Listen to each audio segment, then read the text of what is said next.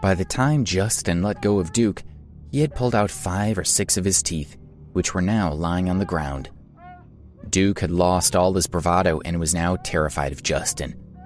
He jumped up from the ground and ran toward Angelina with his tail between his legs. "Get out of my way!" Angelina shouted and rushed over to her dog. She had wanted to rush over and save him when Justin had been pulling Duke's teeth out, but Lee had stopped her. Now, she pushed him away and squatted down to look at Duke, whose head was starting to swell from being hit. When she opened his mouth, she could see that it was filled with blood and that a few of his teeth were missing. "Justin!" Angelina had raised Duke. She loved him and was furious with Justin when she saw what he had done. "Look what you've done!" she shouted at him as he walked toward her. He wanted to settle things with Angelina, but before he could say anything, she screamed at him. Angelina rushed toward Justin, waving her fists at him. "Just get lost." "Woof, woof." Duke saw that his mistress was hurt, so he barked twice. Justin looked at him, and Duke shut his mouth obediently, putting his head down submissively. "One look at this smelly dog and I can tell that its mistress is not a good person." Justin cursed at Angelina and was about to kick her. Angelina glared at him and said in a high-pitched voice, "Justin, you mustn't kick me." "Really? Why not?" Justin was still angry, but he was starting to calm down. He was no longer as hot-headed and was so interested to hear why Angelina thought he shouldn't hit her. "Because I'm pregnant." Angelina stood up from the ground. Hearing her words, Lee was stupefied. He had been using protective measures all along, so how could Angelina be pregnant? He sputtered, "Angelina, you..." "Tut-tut," Justin didn't care. "So what if you're pregnant?" he replied. He had never been a merciful person. "Justin, you still want to hurt me? Then you need to know that the child I'm carrying isn't Lee's. It's the child of Guy Avery, Sir Fred Avery's son." When she said this, everyone gasped in shock. "Whoa, Angelina's having another man's baby. What a..." one man said in disgust. Another replied, "Guy and Chuck Avery are the sons of Sir Fred Avery, one of the richest men in the world.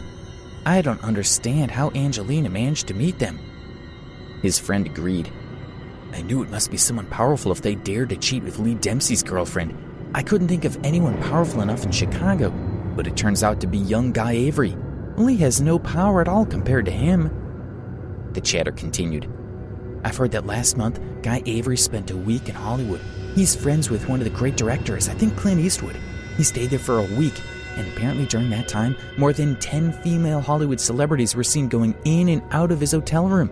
No one knows what they were doing." "Angelina, you..." Lee stuttered. His face was red and his voice was angry. His eyes were slightly trembling. Angelina glared at him and came straight to the point. She said calmly, "Well, my plan was to be tactful and let you down gently. But today you were such a... Justin, I realize that you clearly can't protect me. So why should I care about not embarrassing you? It's over." Lee raised his hand angrily. Angelina egged him on. "Go on then. Try touching me." Lee clenched his fists, but after a moment, thought better of it and lowered them. He knew that his family was no match for the Averys. Plus, Angelina was already pregnant with Guy Avery's child, so he absolutely couldn't touch her. "I knew it." Angelina proudly glared at Lee, then looked at Justin. She said, "Justin, I've investigated your family. Although the Ambrose family is very famous in New York and among the whole country's upper-class society, as far as I know, your family's warrior enterprises can't compare to the Dempsey family business. What I don't understand is, why is your reputation so much greater than Lee's?" Justin's branch of the family was only involved with a few of the Ambrose family business enterprise, but it was clear why his family was so prestigious. Famous people like Ken Stokes were involved in the enterprise, running the East Coast division of the company. Ken had a huge influence in New York. As long as the Ambrose business enterprises had such well-respected and influential people working for them, the kudos would always rub off on Justin's side of the family too. Angelina asked, Is it that your family are poor relations of the Ambrose family, but you've managed to build them into something respectable on social media? She had heard that this was quite common now. There were plenty of examples of hoodlums from the ghettos in Chicago who had used social media to talk themselves into riches and respectability. Some were even starting charities to build their own reputations and become famous. Angelina continued, I think your family's just like that. In reality, you have no power or wealth, so what gives you the right to look down on me? The more she spoke, the more she knew she was right. And now she had Guy Avery supporting her. She had nothing to fear from Justin. I know I'm right, she said, but I really can't recall. What kind of business is Warrior Enterprises? At least Lee has his own restaurant chain with delicious food and his live broadcast channels. Justin, you just seem to party and chase women. Onlookers heard what Angelina was saying and voiced their own opinions.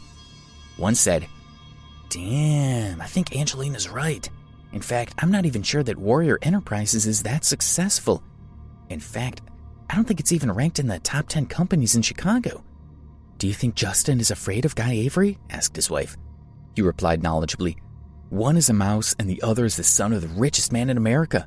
If Guy Avery wants to harm Justin, I can't see anything stopping him. All their friends agreed. Angelina continued arrogantly, Justin, I know I'm right. And remember what you did. You actually pulled out Duke's teeth. If you don't want Guy to know about this, then kneel down and apologize to me immediately. Feeling that Guy would support her, she felt very confident. Justin smiled and slowly bent down.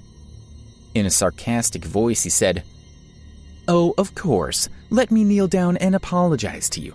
Sure, no problem. Angelina laughed abruptly.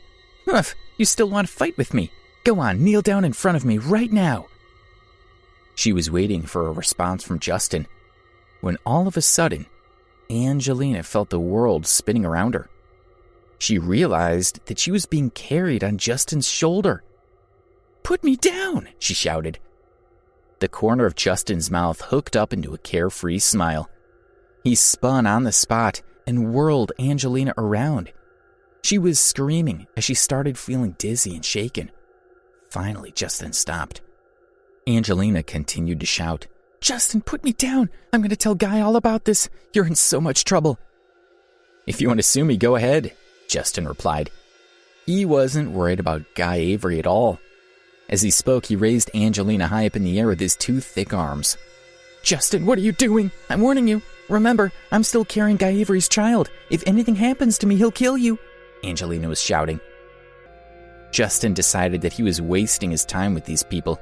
He wanted to get to the hospital, but first, he needed to make sure that no one else was going to try to frame Debbie for anything. At this moment, Rita and Janice walked up to him. They were very worried about Debbie's safety. Rita said, Justin, I'm Debbie's friend. Janice said, I'm Debbie's manager. We want to go with you to the hospital to see her. Okay, Justin agreed. Then, seeing that Katie, Olivia, Melissa, and Rita were all wearing the same costumes, he asked Rita, Did they want to go too? She nodded. Katie, Olivia, and Melissa were pale with anxiety. They lowered their heads and hardly dared to breathe. They were afraid that Rita would say something about how they had bullied Debbie. Okay, we'll go together. Justin glared at Melissa. He thought, Damn, this was the girl that framed Debbie. But I've already punished her. They took 2 cars to the Chicago General Hospital. When they got there, they spoke to Debbie's doctor, who told them that she had received painkillers and she was no longer in pain. Her bite wounds had been bandaged, and she had been given a rabies vaccination. Fortunately, her injuries were all minor. She hadn't been as badly injured as Justin had feared. She had also been given a sedative, and she was sleeping. Justin and the others sat with her quietly for 10 minutes before being told to leave by Justin. He then sat beside her bed, quietly waiting for her to wake up. The next morning, when Debbie slowly opened her eyes, she was still in a bit of a daze. She wondered, Am I dead? Then she noticed a man sleeping in a chair beside her bed. A few minutes later, Justin woke up. Seeing that she had woken up, he became excited. Debbie, you're awake. That's wonderful. How are you feeling? Justin? Debbie was a little confused. She didn't know why he was here. Yes, it's me, he replied. Then he told her about how he had gone to the talent show the previous day and how she had been bitten by the dog. He continued, Debbie, don't worry. Last night I beat up everyone who bullied you. As for your teammate Melissa, that girl really deserves to die. Debbie nodded slightly. Her heart was filled with gratitude toward Justin. If it wasn't for him, she was sure she would be dead. A few minutes later, a beautiful girl walked into the room and said, Hello, Debbie. Then she turned to Justin and said, Justin, the helicopter has arrived. We should fly to Washington now if we want to get there on time. Justin was supposed to attend a music contest in Washington that day. He had invited more than 10 popular singers from the entertainment industry to perform. He had already arranged to meet one of the female singers in a hotel room in Washington, and if they were late, they might forfeit their chances of winning. It was imperative that they get there on time. You fly out there now. I need to stay in Chicago with Debbie. Although he said that he would stay, he wasn't completely sure that it was the right decision. The singer he had arranged to meet was a real stunner. Debbie looked at him. You should go, she said with a smile. It was clear to her that Justin wanted to go. But nothing, she said assuredly. I feel fine now. I'm not in pain. I just have a few small wounds from a dog's bite. It's nothing serious. Okay. You rest well in the hospital. Why don't you call Alex and get him to come to Chicago to keep you company? And when you see him, give him a piece of my mind for not being here for you. His words made Debbie laugh. Justin stood up and walked outside. He spotted Melissa and shouted at her, Take good care of her. If anything happens to her, I will blame you. Do you hear me? I heard you. Melissa replied timidly. Then Justin said goodbye to Debbie and left. Please subscribe to the Pocket FM YouTube channel and press the bell icon for instant notification. Check out our channel for more such exciting shows.